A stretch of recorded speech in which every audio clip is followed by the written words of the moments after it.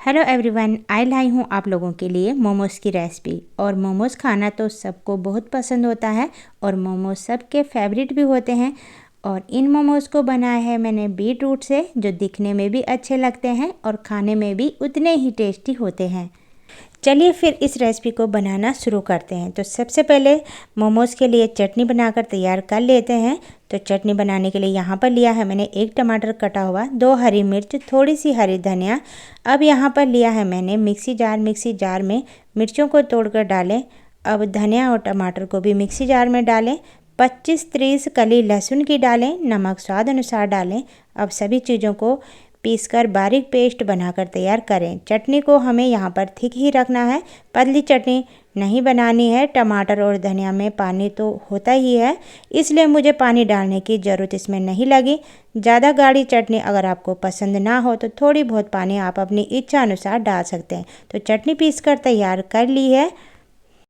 यहाँ पर लिया है मैंने 1 चुकंदर को मिक्सी जार में पीसकर इसका जूस निकाल कर तैयार कर लें। तो मैंने चुकंदर का जूस निकाल कर तैयार किया हुआ है। अब एक परात में 1/4 कप मैदा डालें, 2 स्पून तेल डालें, थोड़ा सा नमक डालें। अब इन सभी चीज़ों को मैदे के साथ अच्छे से मिक्स कर लें। आटे में सभी चीज़ों को अच्छे से मिक्स कर लिया है। अब इसमें चुकंदर जूस थोड़ा थोड़ा डालकर आटे का सॉफ्ट डो गूँथ कर तैयार कर लें। तो आटे को अच्छे से तैयार कर लिया है। अब इसे ढक्कन लगाकर साइड में रख लेते हैं। अब तैयारी कर लेते हैं स्टफिंग बनाने की। यहाँ पर लिया है मैंने 1 प्याज और 1 इंची का अदरक का टुकड़ा, जिसे मैंने मोटा मोटा काटा हुआ है। 6-7 ली है लहसुन की कली, 1 हरी मिर्च ली है। मिर्ची कम ज़्यादा आप अपनी इच्छा अनुसार डाल सकते हैं, जितना तीखा खाना पसंद हो। अगर छोटे बच्चों के लिए बना रहे हों तो मिर्ची आप स्किप भी कर सकते हैं। अब सभी चीज़ों को चॉपर पर डालें, मिर्ची को तोड़कर डालें, थोड़ी सी हरी धनिया डालें, फिर सभी चीज़ों को बारीक चॉप कर लें। अब सभी चीज़ों को चॉप कर लिया है। अब चॉप करी हुई सभी चीज़ों को एक बाउल में डालें। अब यहाँ पर लिया है मैंने 1 पनीर का टुकड़ा। अब पनीर को ग्रेट करके डालें। आधा पनीर मैंने यहाँ पर बचा लिया है क्योंकि ये बहुत ज़्यादा था। 1 कप के जितना पनीर को मैंने ग्रेट करके डाल लिया है। अब स्वाद अनुसार नमक डालें। नमक का टेस्ट बिल्कुल बैलेंस में रखें, क्योंकि पनीर की स्टफिंग में नमक ज़्यादा बिल्कुल भी अच्छा नहीं लगता है। अब सभी चीज़ों को अच्छे से मिक्स कर लें। अब डो को चेक कर लेते हैं। अब एक बार फिर से इसे अच्छे से मसल लेते हैं, जिससे ये नरम हो जाएगा। अब गूँथे हुए डो से थोड़ा सा आटा निकालें और मीडियम साइज की लोई बनाकर तैयार कर लें। अब तैयार लोई को चकला पर रखें और रोटी आकार में बेलकर तैयार कर लें। तो अब एक बड़ी सी रोटी बेलकर तैयार कर ली है। अब यहाँ पर ले रही हूँ मैं 1 गिलास। अब गिलास से इस रोटी को काटकर छोटी छोटी रोटी बनाकर तैयार कर लें। अब इस बड़ी रोटी से मैंने 3 छोटी रोटी काट ली है। अब रोटी के कटे हुए किनारों को आप उठाकर हटा लें। बची हुई किनारों से आप फिर से लोई बनाकर तैयार कर लें। अब मोमोज़ की एक शीट उठाएं और इसमें 2 चम्मच पनीर स्टफिंग भरें। फिर इसका एक कोना पकड़ें और दूसरे कोने पर चिपकाएं। तो दोनों कोनों को आपस में अच्छे से चिपकाकर बंद करें। अब इसका आकार कुछ गुजिया जैसा बन गया है। अब दोनों कोनों को पकड़ें और बीच में अच्छे से चिपका लें। तो फिर इस तरह की मोमोज़ ये बनकर तैयार हो जाएगी।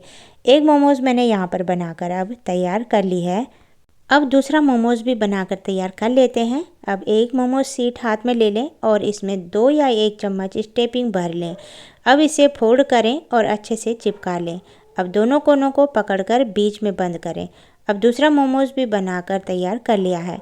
ये बहुत ही आसान डिज़ाइन है और इसे बिगिनर भी बना सकते हैं। तो इसी तरह से सारे मोमोज़ बनाकर तैयार कर लें। अब इससे थोड़ा बड़े मोमोज़ बनाकर तैयार करते हैं। तो इसके लिए मैंने यहाँ पर एक रोटी बेल कर तैयार कर ली है। अब यहाँ पर मैंने एक बड़ी कटोरी ले ली है। मोमोज़ जितने बड़े बनाने हैं उतनी बड़ी कटोरी या कोई टिफ़िन का ढक्कन ले लें, जिससे मोमोज़ बड़े बनेंगे। अब रोटी के ऊपर कटोरी रखें और कटोरी से रोटी को काट लें। अब रोटी के कटे हुए किनारों को हटा लें। अब इसमें 2 चम्मच स्टफिंग भरें। फिर इसे फोल्ड करके दोनों कोनों को अच्छे से चिपका लें। फिर दोनों कोनों को पकड़ें और बीच सेंटर से बंद कर लें। तो इस तरह से मैंने छोटे बड़े दोनों तरह के मोमोज़ बनाकर तैयार कर लिए हैं। तो इनमें आपको जैसा भी अच्छा लगे आप बना सकते हैं। मोमोज़ को स्टीम करने के लिए मैंने यहाँ पर ले ली एक छन्नी वाली प्लेट। अब प्लेट में तेल को अच्छे से ग्रीस कर लें जिससे मोमोज़ प्लेट में चिपके ना। अब तैयार करे हुए मोमोज़ को प्लेट में रख लें। तो सारे मोमोज़ प्लेट में आ गए हैं, तो इन्हें मुझे अलग अलग स्टीम करने की ज़रूरत नहीं पड़ेगी, एक ही बार में ये सारे पक कर तैयार हो जाएंगे। अब कढ़ाई में मैंने पहले से ही पानी को गर्म करने के लिए रखा हुआ था और पानी यहाँ पर अच्छे से उबल रहा है। अब कढ़ाई के अंदर मैंने एक स्टैंड रख लिया है जिससे कि प्लेट स्टैंड के ऊपर ही रहे। अब ढक्कन लगाकर मोमोज़ को पका लें। मोमोज़ को रखे हुए 30 मिनट हो गए हैं, तो ढक्कन खोलकर मोमोज़ को चेक कर लेते हैं। तो मोमोज़ का जो कलर है पूरी तरह से चेंज हो गया है, तो साफ दिख रहा है कि मोमोज़ यहाँ पर बनकर तैयार हो गए हैं। अब मोमोज़ के ऊपर मेल्ट बटर लगाएं जिससे मोमोज़ दिखने में शाइनिंग करेंगे। मोमोज़ पर बटर अप्लाई करने के बाद मोमोज़ को 2 मिनट और ढक्कन लगाकर पका लें। 2 मिनट बाद मोमोज़ का ढक्कन हटाकर मैंने मोमोज़ को चेक कर लिया है, तो मोमोज़ यहाँ पर बनकर तैयार हो गए हैं। अब गर्मा गर्म मोमोज़ को प्लेट में रखें, हरी चटनी रखें और मेयोनीज रखें। तो इन मोमोज़ के साथ मैंने हरी चटनी बनाई है, तो इसका जो टेस्ट है वो बहुत ही लाजवाब है। लाल चटनी मोमोज़ के साथ हम बनाकर हर बार खाते ही हैं, तो मैंने सोचा क्यों ना मैं हरी चटनी इस तरह के मोमोज़ के साथ बनाऊं जो दिखने में भी अच्छी लगती है और खाने में भी अच्छी लगती है। तो एक मोमोज़ मैं तोड़कर बता रही हूँ, बाहर से मोमोज़ बहुत ज़्यादा सॉफ्ट बने हैं।